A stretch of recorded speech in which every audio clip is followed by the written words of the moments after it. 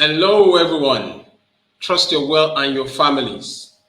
This is Leadership Talk with Adegoke, episode 104, I believe. Yes. And I have with me my friend and my brother from Saint Kitts and Nevis. He's a good man, a man that is impacting lives all over the world right now. His name is Dr. Rukevwe Odjimogho. How are you today, my brother? I am doing well. I'm blessed and highly favored. What about you, my dear brother, Sir Adegoke? It's nice to see your face again.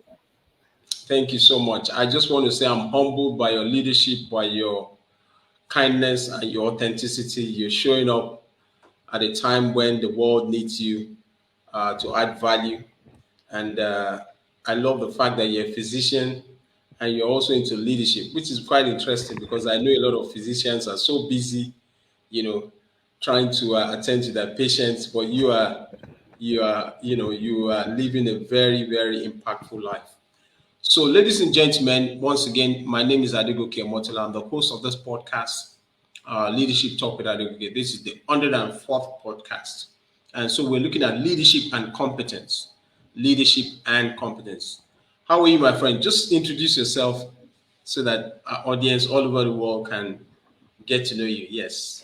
Yeah, once again, I want to start by saying thank you, Sir Adegoke. It's a pleasure to see you again, my friend turned brother. Very quickly, I am, the full name is Dr. Rukevwe Odjimogho. You can call me Dr. Rukevwe or Dr. Ruki for short. And by the grace of God, professionally, I'm a physician and a medical educator at Windsor School of Medicine here in Saint Kitts and Nevis. I'm also a learning and development specialist.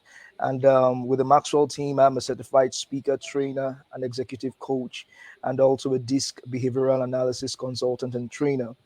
Also, by God's grace, I am an ordained assistant pastor with the Redeemed Christian Church of God. And I pastor the Providence Center here in Saint Kitts. So that's the brief about me. And it's my pleasure to be on this platform. It's an honor. I'm so excited to be with my brother here at this moment. Thank you. Wow, I didn't know we had something in common. I was wondering. I'm also a pastor in Redeemed Christian Church. Yes, I have seen that. that. When you didn't mention it to me, you kept it under wraps. Anyway, that's fine. Anyway, we are not wearing our pastoral hats this on this session, but we're coming here to just add value. And now tell us, Rukevwe, how did you get into leadership? My brother. Well, I don't even know if I would say I got into leadership. By the grace of God, I was literally born into it. I'm the first of, and that's why I know that this is something that I can't run away from. I'm the first of 4 children, and so from the time the second child was born, my parents, God bless them, started making me bear leadership burden. So I had to make sure that everything was in place. I led them aright. I had to look into their affairs. And then I noticed as I grew that leadership positions always came to me, from my primary school to secondary school to tertiary institution. The more I ran away from them, the more they came. I also noticed that part of my potentials was, empathy, emotional intelligence, understanding people, planning, strategy, administration. So I don't know if to say I got into leadership. I was literally born into it. So that's why I don't joke with this aspect of my life, because I know this is one thing that forms a major part of God's calling for my life. Thank you, sir. Wow. Tell us, what is leadership to you? What is leadership?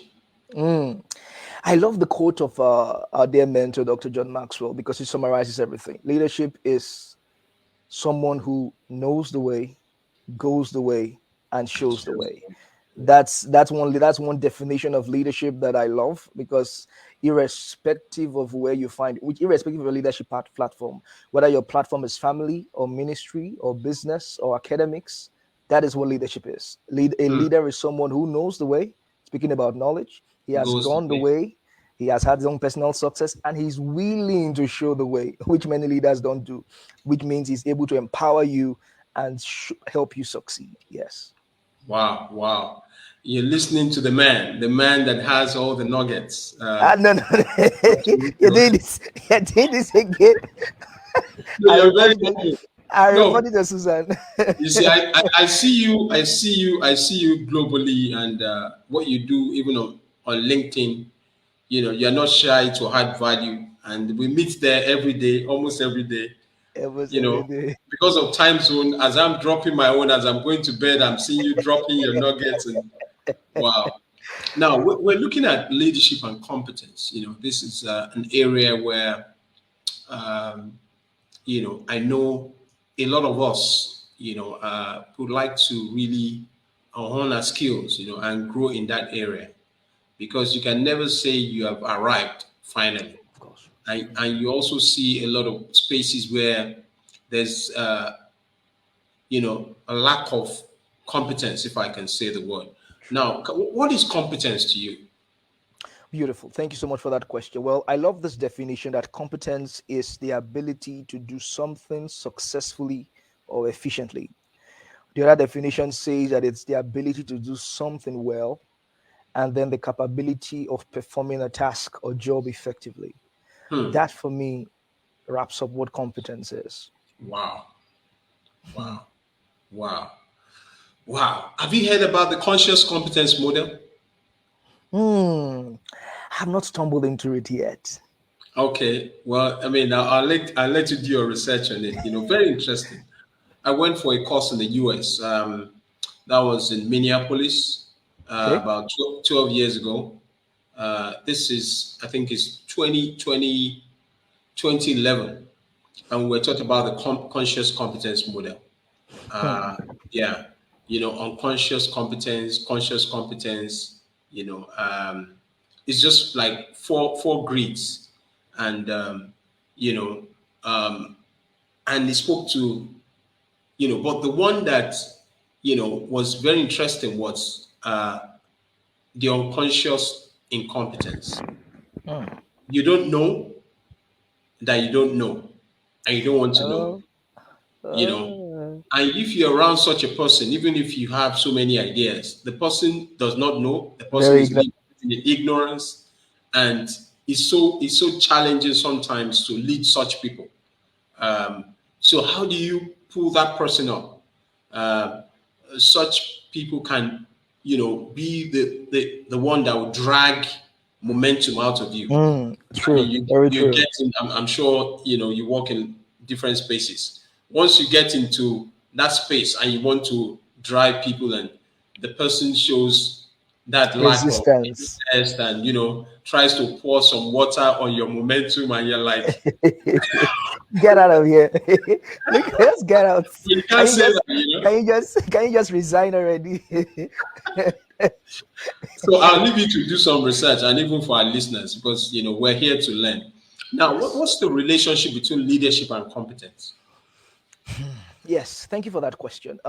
Again, going back to those three dimensions of leadership, that's picking it out from Dr. John Maxwell's definition, that a leader is someone who knows the way, who goes the way, and who shows the way. For you to be able to do that, you need competence. You need Hmm. competence to to get to the ultimate pinnacle of leadership, which is to empower others. And Hmm. I also want to use this analogy. I like to see leadership as I like to liken leadership to the head of the body. The human head is the most important part of the body. In fact, the brain is the most important part of the body because in the law, a person is declared dead when they are brain dead. You Hmm. can keep the heart functioning, but once the person is brain dead, they are dead. It doesn't matter if the heart is still functioning with life machines. That's Hmm. what leadership is. That's why everything rises and falls on leadership. And this is the reason why competence is very important. Because as a leader, it is my responsibility, it is your responsibility to take people from where they are to where they ought to be. And you need competence to do that. That's why leadership is a leader is somebody who knows the way, who has gone the way, and is ready It to shows the show way. you the way. You need Yeah. competence to do those three. So Hmm. I would end it on that point. That for me is the relationship between leadership and in any sphere of life. In any sphere of life. Amazing stuff. Amazing stuff. If you just joined us, speaking to my friend and my brother from Saint Kitts and Nevis, his name is Dr. Rukevwe Odjimogho, and is adding value on leadership and competence. Now, I want to ask you, for those, how can an organization, put competence at the forefront, even in terms of, you know, leading the employees? How can you put competence in the forefront? Beautiful. Thank you for that question. Of course, the starting point is for the leaders to model competence because everything Hmm. rises and falls on leadership. Yeah. And as a leader, you define the culture of your environment. Hmm. Leaders who are not competent and display their incompetence, it's going to trickle down. So the Hmm. leaders of the organization should model competence. They should Hmm. show their team members that there is heavy emphasis on doing things, not just doing the right things, Yeah. but doing things in the right way. All right, Wow. that's number one. Number two, they should employ competence above convenience. Wow. There are many organizations that just like to save money unnecessarily. And in the bid to Okay. do that, they bring in quacks. All Hmm. right. You cannot be telling me to be competent, and I see you employing people who have no business doing what you're employing them to do simply because they are connected to you either by tribe or by family. I ain't gonna take you seriously. You understand? So the second thing is that the organization has to, another way to ingrain it is to employ competence above convenience. Let it be Hmm. known. If you go to Harvard, you know that if Harvard says this is a Harvard professor, that professor is of high quality anywhere in the world. And if this person is a Harvard student, when they tell you this person graduated from Harvard, you don't need to ask questions. You know that they went through something because you expect a high level of competence there. The last point I will make in ingraining competence is the organizations should have, they should tie promotions to developmental milestones. What do I mean? Let me use medicine as a simple instance. In medicine, you finish medical, for you to finish medical school, there are exams you must pass. For you to do residency, there are exams you must pass to show that you are ready for this. And even for you to do fellowship, which specializes, you makes you a consultant, you must have done your residency too. So there are developmental. You cannot just come from medical school and say you want to become a consultant. It doesn't work like that. All right. There are Hmm. certain things you must pass. So in the same thing in the organization, you should have developmental milestones. There are certain productivities that somebody should bring, Hmm. competencies that they should have before you can move them from being a worker in a department to being a leader to being the HR to being this to being that. And people should see that you are following this system, not just cutting corners. So these are just few things I want to Amazing. share with my dear. Now, I just want you to, I'm really enjoying this. This is great stuff, great value, and I I'm just want to enjoying it also, too, my dear brother. I also want to thank our listeners from all over the world that tuned in to join us. This is really good stuff. Now, how can a leader grow his or her competence? Oh, beautiful. Thank you so much for that question. Um, so I'm going to start with this. There is the technical side, depending Okay. on whatever you do. Okay. The first thing a leader wants to do is to give himself to training. Okay. Training. There's no competence revolves around three major things, and I'm going to say them. The first one is training. So, for instance, as a medical doctor, I had to go through the school, go through this, go through different systems. It's different for an engineer. It's different for an architect. It's different even for a pastor. There are trainings. You can't just tell me God called you into ministry, and because you can put one or two verses together, therefore you are an expert. What do you know about ministry management? What do you know about church building? What do you know about church planting? What do you know about finances of the church? Even preaching, as simple as preaching is, there is homiletics. What do you know about homiletics? So give yourself to training. That's number one. Number two, apprenticeship. You can't be competent without practice. It's not possible. You can't be competent without practice. In my medical field, you need to do apprenticeship. That is what the internship period is for. That is what the residency period is for. That's the second pillar of competence. Wow. Practice, apprenticeship. All right. So you must give yourself to practice. Practice makes perfect, like they say. The third pillar of competence is feedback. All right, Wow. which is as I practice, and this is where mentorship comes into play. I have mentors who are the people that are looking into me, who have gone ahead of me, who can tell me, okay, this was good, but you should do it this way. You should improve this way. Because that is the cycle of competence. You learn, you practice, you get feedback, go back, improve. Learn, practice, get feedback, go back, improve until you become a master. The other things I will just quickly add because of time is study books as a leader. And when I say study books, don't just limit yourself to your professional. Like as a doctor, I study books on relationship, I study books on leadership, I study a manner of things, because being competent is not just about the technical aspect. A doctor who is having marital problems, he can behave in a very incompetent way. If he's going through a messy divorce because he could not keep his home front well, he will be very scattered and distracted in the hospital. So being competent is a whole range of things. It's not just about the technical aspect. If you are in trouble, financial debt, and the debtors have come with police because you could not manage your finances well, you won't think straight. So there's the financial aspect. So study books, be vast. And then the last point I would just add to that is network. So in addition to having mentors, mingle with people outside your field. It helps to broaden your horizon. It helps to broaden your mind. Wow, Doc, this is you're firing on all cylinders. This is a V12 engine, Honestly, super loaded. Honestly, I'm humbled. Because the truth is, I'm just like I told you, I'm work in progress. Just before we came on, my journey has been quite interesting. Back in the day in my primary school, I came last. My university, I did a course that I had to do 4 times, cost accounting. I carried it over.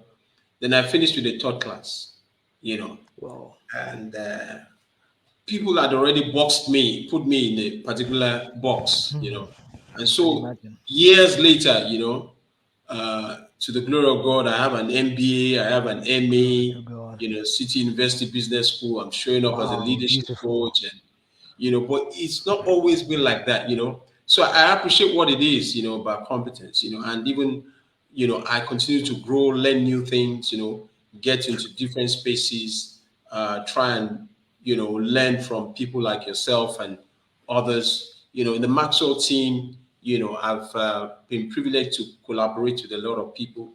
So it's a journey. It's a journey. To the glory of God. God has been faithful. Now I want to ask you the next question, which is, what's the consequence of a leader not being competent? Terrible.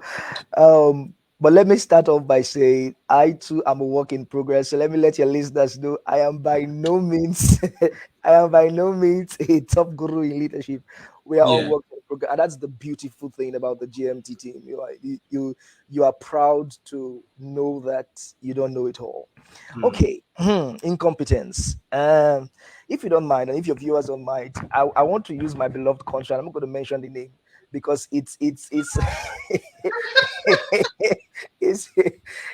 and I'm telling you, it's one of the reasons. It's a pain point for me because leadership is one of my pain points as well, in addition to being a potential. So the first danger of incompetence is an incompetent leader, and I'm speaking from with the medical lens on.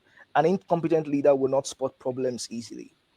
An incompetent doctor will not be able to tell when he's seeing certain signs in the patient that this is the disease this patient probably has. They will waste all the time. And it's the same thing with our life. Look at my dear country. An incompetent leader will not spot problems easily. You end up spending so much resources solving problems that are not problems. Because you're not competent. You are wasting time backing at a tree that has nothing to do with your issues. You okay? All right. So for instance, I know of an organization where there is a high turnover rate and the leaders don't even care. You leave, we just hire somebody. In 1 year, they can lose like 3 staff. Wow. And nobody's asking any question. All right, that's incompetence right there. So they are spending money hiring people and not even spotting the problem. You are thinking that it's probably the work is too small. The next issue is an incompetent leader cannot provide the right solution to problems. Wow. It's one thing to know the problems, another thing to know the solution.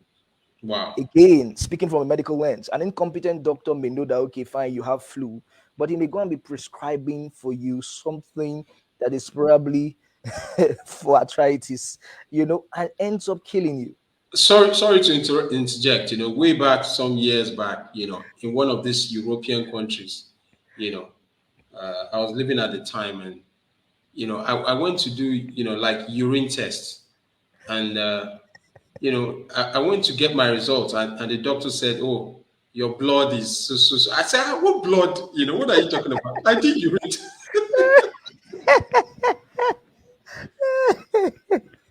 So go ahead. Yeah. Yeah, so that's it. It don't provide the right solutions to it. They don't. An incompetent leader cannot provide the right solutions, and you see it in our country. All right. The other time, and I'll just say quickly and move on to the third point. There was a time where a senator came out to say that the solution to our girls going over to another country to prostitute was that we should make prostitution legal in the country. And I'm like, for crying out loud, are you nuts? Like, did they tell you that prostitution is their passion? That's why they're going to another country. Instead of you to talk about improving the standard of education and giving them jobs, you are talking about legalizing prostitution so that you can sleep with another person's daughter. So that's a sign of incompetence. They don't provide the right solutions to problems. The third thing is an incompetent leader does not ask the right questions. Great people ask good questions. Again, looking through the medical lens, as a physician, if you are a patient is sitting in front of me and they are saying, "Oh, this is the concern I came with," I should be able to ask you the right questions. I should be able to ask you the right. If you tell me you have problems with your reproductive system, I'm not supposed to be asking you questions pertaining to your leg, except if I'm going to get something from that question. So great people ask great questions. Incompetent leaders don't know the right questions to ask, and that is why they end up solving problems that are not problems. Let me go on so that I don't spend so much time. The next thing is incompetent leaders, of course, because they can't spot the problems easily, they don't provide the right solutions, they end up wasting time and resources. You end up wasting time and resources, and time is the currency of life. And the last one, if I may, is incompetence. An incompetent leader is going to eventually cause hardship, is going to cause pain and destruction of lives and properties. Wow. I wish we had all the time because there's so much, energy and I I just know. want to celebrate you. This is Leadership Talk with Adegoke, and we're looking at leadership and competence. And for those who are going to listen to the replay, I'm speaking with my friend and my brother from Saint Kitts and Nevis. His name is Dr. Rukevwe Odjimogho, and he's adding so much value. He's a fellow Maxwell certified coach, speaker, and trainer, and he's a transformational leader, and he's also a physician. He's a lecturer, I believe so, is it Windsor University School of Medicine. Yeah, Windsor University School of Medicine. So he's showing up massively, touching lives all over the world. Now I have two more questions so that we can, wrap up, because I know you're very busy. You have a very busy schedule. Now, how can the culture of competence be ingrained in leadership? Okay. The culture of competence. Thank you so much for that. So again, it starts from the top. I think the main thing is people, the leaders, the people who define the culture of the environment, should show team members by their actions that it pays to be competent. It doesn't pay to cut corners. It doesn't pay to shortchange people. It pays to know what you are doing and do it well with a heart of service. Wow. And that's the summary, because that in itself comes up with so many other things that organization can do. Because of time, I'll just summarize it with that heading. Show your people that it pays to be competent. So, for instance, don't promote incompetent people. Don't employ incompetent people. Don't create policies that show competence is a big deal. And I'm going to pause it there because of time. Wow. So much. Now we have the second to the last question before we wrap up. Who are your mentors? Because, the way you're adding so much value, I know that this is not just accidental. There's been a trajectory of, learning. And I know, like you said, it's still work in progress. One of our mentors is John C. Maxwell. He's been in the leadership space for about 50 years. John has written several books, and is still growing. John will tell you that, there's the A word that you shouldn't accept. And that A word is average, So, and I know you are not an average person. You're just above and beyond. Tell us, who are your mentors? Well, it's tied because you can't have the only person who is self-sufficient and all sufficient is God. So I can't get everything from one person. So depending on the different aspects of my life, I have different mentors. So for instance, for ministry, my mentors include people like Pastor Adeboye, our Father in the Lord, Bishop Oyedepo, Apostle Joshua Selman, Apostle Aromel Sai, and even my pastor here, Pastor Zacchaeus Oyebefun. When it comes to transformational leadership, I have mentors like Dr. John C. Maxwell. I have Dr. Sam Adeyemi, Dr. Miles Munroy. When it comes to relationship, I have people like Dr. Kingsley Okonkwo. When it comes to business and branding, I have the likes of Dr. Stephen Akintayo, Pastor Myron Golden. So it's just tied to different aspects. I have different Wow. mentors for different things that I want to Wow. accomplish. This is so good. And most of these guys, I see them, I know them, I've experienced them as well. I mean, Miles Morrow, he really helped to give me perspective.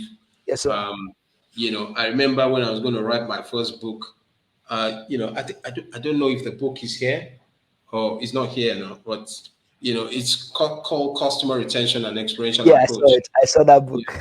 And I've written the fourth edition, and I put my Wow. picture.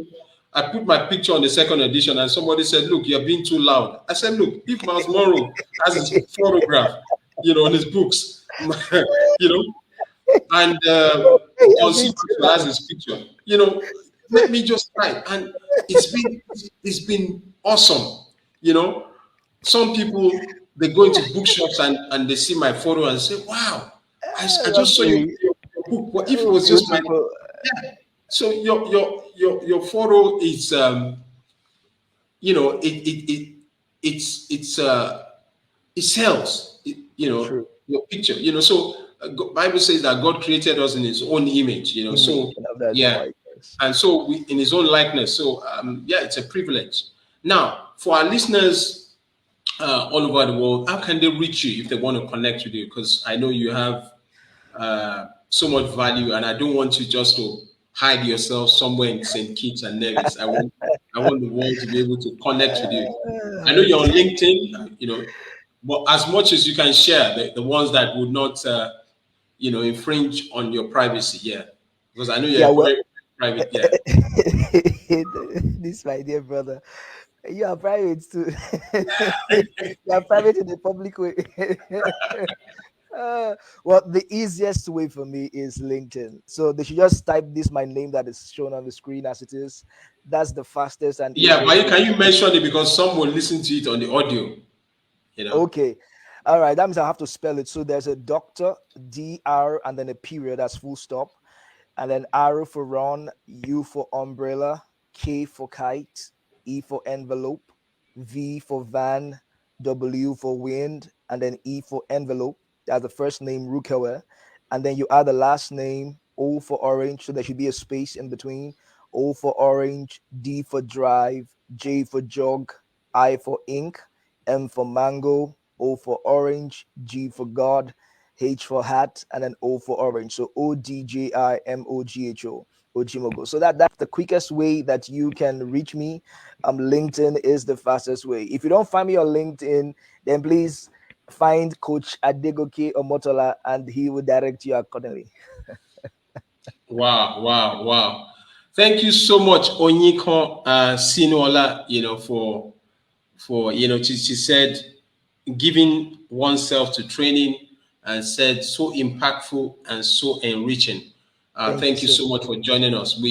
We're so delighted once again, my friend and my brother from Saint Kitts and Nevis, Dr. Rukevwe Odjimogho, has been sharing on the 104th episode of Leadership Talk with Adegoke, and we've looked at leadership and competence. Please, you can follow my page, Coach Adegoke Omotola, to watch past episodes of Leadership Talk with Adegoke. And you can also listen to the podcast on Apple, the podcast past episodes on Apple, and also on Spotify. We're just showing up in our own little way just to touch lives all over the world. Thank you so much. Any few words that you want to share before we sign out? I just want to celebrate you, my dear brother. I want to thank God. I don't believe, the steps Thank of you. the good man, they are ordered by the Lord and he delights in his way. It was not a mistake that Susan, I mean, we came together that day. It wasn't a mistake, and Yeah. it has been a We share the blessing. same platform, yeah. We Speaking on share the same leadership, yeah, platform, yes, and it's not a and mistake. And organizational culture. I celebrate God in your life, and I thank God for what you're doing. I thank God for the major steps you are taking. I thank God for how He's expressing you, for how He's expanding His work in your life. And Thank you. in addition to celebrating you, it is my earnest prayer for you, sir, that you won't stop. I mean, your life will continually be like the shining light that shines brighter and brighter unto the perfect day. In Jesus' name, amen. And I want Amen. to thank Amen. the listeners for listening. It is always a pleasure. It's always a pleasure. God bless you. Thank you. Thank you. What time is it in St. Kitts now? 2:34, 2:35 now. 35 minutes past 2:35. 2 p.m. Wow. Wow. So We it's are 7:35. yeah, 7:35 hours difference. So thank you everyone for joining. Have a